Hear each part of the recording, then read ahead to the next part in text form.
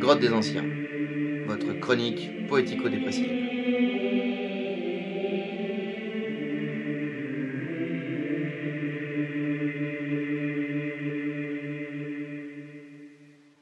C'est arrivé un jour comme ça, un jour comme un autre, entre la brumeuse matinée d'une vie sans lendemain et le crépuscule d'un monde sans sens. C'était un moment comme un autre, c'est vrai, oui. Parmi les exceptionnels moments où la vie espérée vous échappe. C'est le problème des enfants sans souche. Ils se cassent la gueule un petit peu plus vite que les autres. Vous en avez beaucoup comme ça. Tiens, par hasard, prenez Robert Howard, un espèce de cimérien allumé qui voyait des barbares au-dessus de sa machine à écrire. Comme lui et les gamins qui se cassent la gueule, en général, ils le font vite, parce qu'ils ne sont pas vraiment sûrs d'eux. Mais aujourd'hui, pour la première fois de ma vie, je suis sûr. La portière de ma bagnole se referme presque sur mes doigts. J'entends le ronronnement.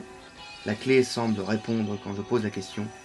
C'est peut-être le seul moment où un mécanisme qui doit fonctionner vous cause enfin correctement. C'est parti, je démarre. Les volutes de cigarettes tournoient dans mon bout de métal à 4 roues, hurlant sur le bitume. J'appuie tellement fort sur l'accélérateur que la gomme de mes semelles semble se mélanger au danger de la pédale. Je dois aller vite, toujours plus vite. C'est le mot d'ordre de notre monde d'horloge. Rattraper le billet qui nous sauvera de notre ennui de pauvreté.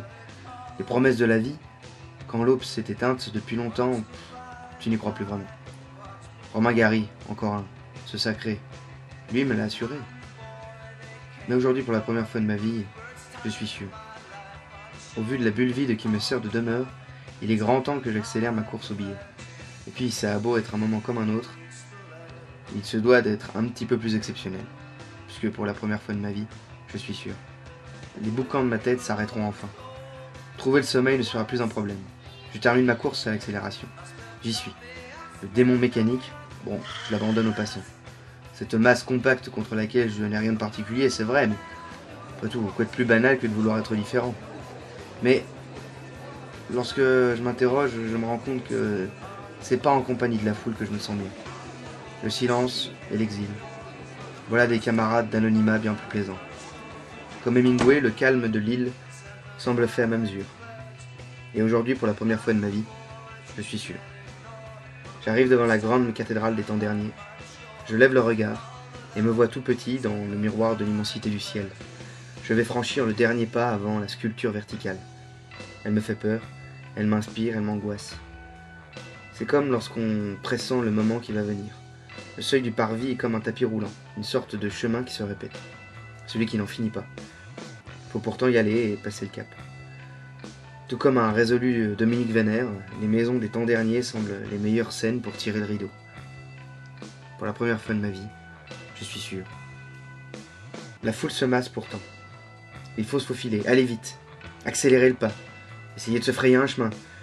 L'aiguille de l'horloge ne ralentira pas sa course pour ma pomme. Gauche, droite, avant, arrière, nuit, jour, bien, mal.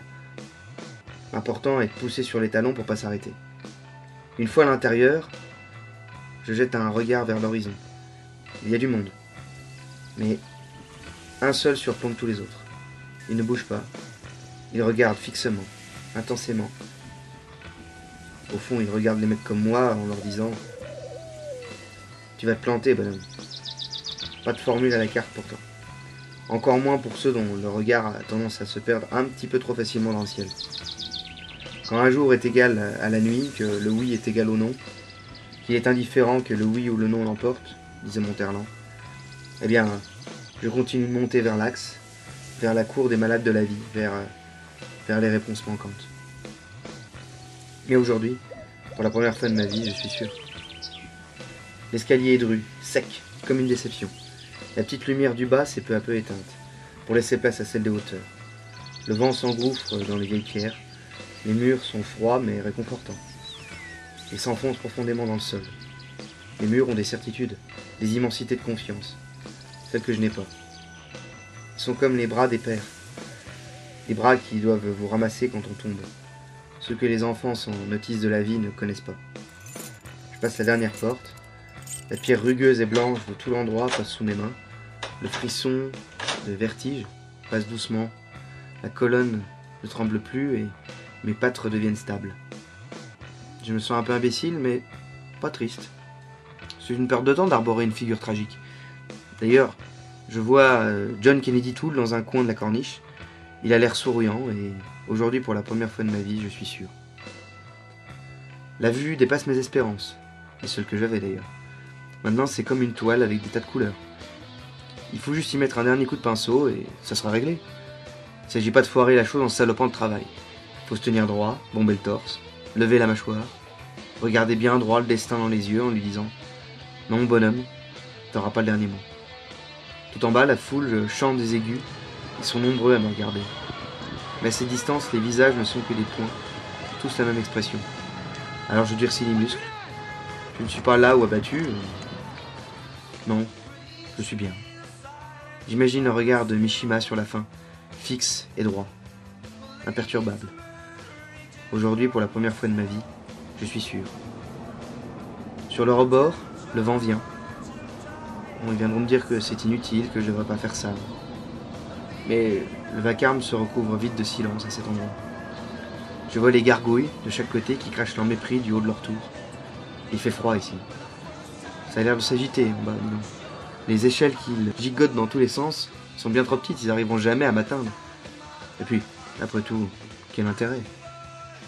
Un petit rayon lumineux vient percer un nuage et m'éclabousse le visage.